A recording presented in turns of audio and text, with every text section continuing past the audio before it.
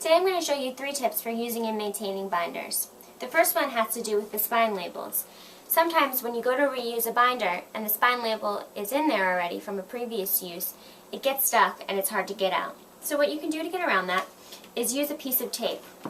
Basically, it becomes a tab on the end, so when you stick the spine label in, you still have the little tab of tape that's invisible, or relatively invisible, but makes it easy to pull out for a later use.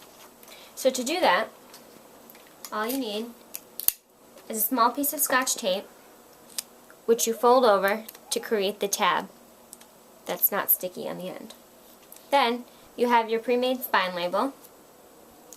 You stick this on the back of the spine label so the sticky part of the tape is attached like this. The next tip would be about getting the spine labels into the binder. If you have the binder closed when you do this, it's much more difficult.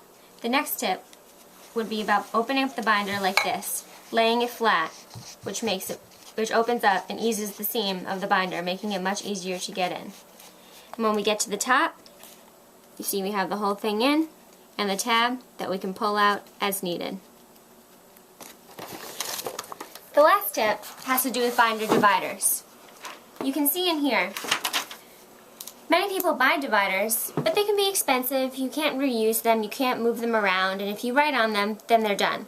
So basically, what I do a lot of times is use a simple piece of paper and use sticky notes or post-it notes. I find that these sticky tabs are better because they have a much more strong adhesive on them and they don't come off as easily. If you use post-its, you can probably staple the post-it to the paper so the seal won't break. But that way, if I need to move tab A to this page, I can, and it's no problem.